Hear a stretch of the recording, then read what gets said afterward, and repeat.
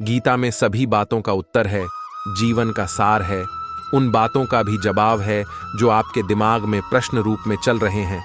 बस थोड़ी शांति से पढ़ने की जरूरत है, बिना पढ़े समझ में नहीं आएगा। आप एक बार पढ़िए, बहुत शांति मिलती है। यदि कोई व्यक्ति गीता के उपदेशों को अपने जीवन में उतारता है तो उस व्यक्ति को तरक्की के साथ प्रसिद्धि भी प्राप्त होती है। अब सुनिए, श्रीमद् भागवत गीता की 18 ज्ञान की बातें। सुख एवं आनंद मनुष्य के भीतर ही निवास करते हैं, परंतु मनुष्य उसे स्त्री में, घर में और बाहरी सुख सुविधाओं की प्राप्ति के लिए ढूंढ रहा होता है।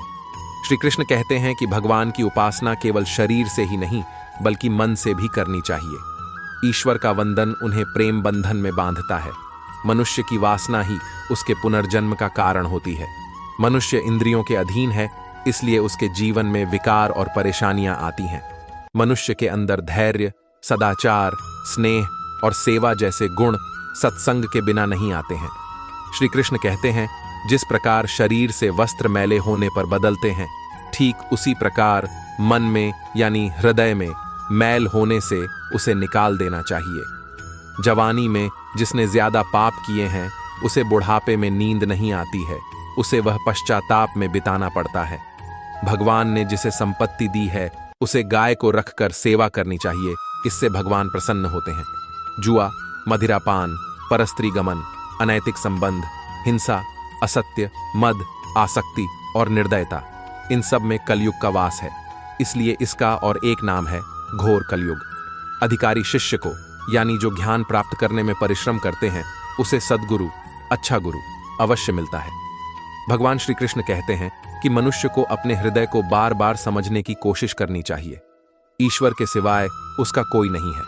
साथ ही यह विचार करना चाहिए कि इस ब्रह्मांड में भगवान के अलावा कोई उसका साथ नहीं देगा। भोग में क्षणिक, क्षण भर के लिए सुख प्राप्त होता है, साथ ही त्याग में स्थायी आनंद होता है। श्री कृष्ण कहते हैं कि सत्संग ईश्वर की कृपा से मिलता है, परंतु कुसंगति में पड़ना मनुष्य के अपने ही विचारों के कारण होता है। लोभ और मोह माया, किसी से अधिक लगाव, पाप के माता पिता कहे जाते हैं। साथ ही लोभ पाप का बाप ही है।